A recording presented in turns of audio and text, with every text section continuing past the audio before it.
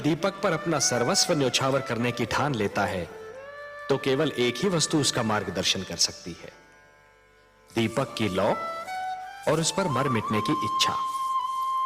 फिर यही उद्देश्य उसका पूर्ण जीवन बन जाता है।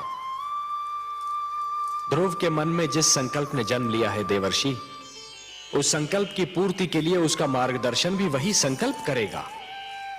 उस संकल्प के अतिरिक्त और कोई उसका मार्गदर्शन कर ही नहीं सकता। एक बात पूछने को मन कर रहा है जनार्दन। तो संकोच क्यों कर रहे हैं देवर्षि? पूछिए ना। हे विश्वेश्वर, जब ध्रुव के संकल्प से ही उसका मार्गदर्शन होना था, तो फिर उसके मार्गदर्शन के लिए आपने मुझे क्यों भेजा? यदि चंद्रमा उदित ही न हो देवर्षि, तो अंधियारी रात्रि के यात्री को कौन बताए कि उसकी यात्रा किस दिशा में होनी है?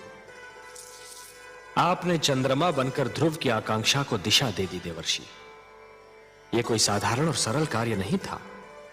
मैं जानता था कि यह कार्य केवल आप ही कर सकते हैं देवर्षि, केवल आप, क्योंकि आप सृष्टि के सबसे श्रेष्ठ मार्गदर्शक हैं।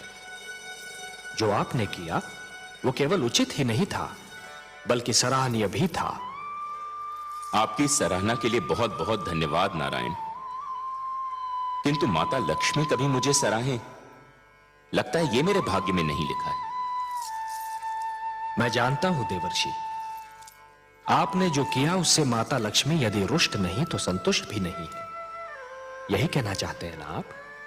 आपसे क्या छिपा है अंतर्यामी। हां, माता मुझसे अप्रसन्न है। वो विवश है देवर्षि, अपनी ममता के कारण विवश है वो।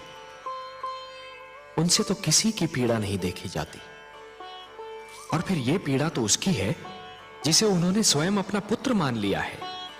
इसलिए आप पर थोड़ा सा क्रोधित हो गई थी। और फिर क्रोध का प्रदर्शन भी तो अपनों से ही किया जाता है ना देवर्षि। आपको अपना समझती हैं, आप पर कृपालु हैं, इसलिए कभी कभी आप पर अपने क्रोध के पुष्प भी बरसाती रहती हैं। आपको भी तो आनंद मिलता है इससे। आपने मेरे मन की बात कह दी प्रभु। सच पूछिए तो माता के मुख से यदि कटुवचन भी निकले तो उनसे मधु की बूंदें टपकती दीख पड़ती हैं। किंतु माता अभी देवलोक लौटी नहीं क्या? ममता चिंता का दूसरा नाम है। आपने तो ध्रुव को भेज दिया वन में, अब माता का मन तड़प उठा कि कहीं वन के पशु उसे कोई हानि न पहुंचा दे। इस समय वो ध्रुव की रक्षा का प्रबंध करने शिव भार्या पार्वती से मिलने कैलाश पर्वत गई है।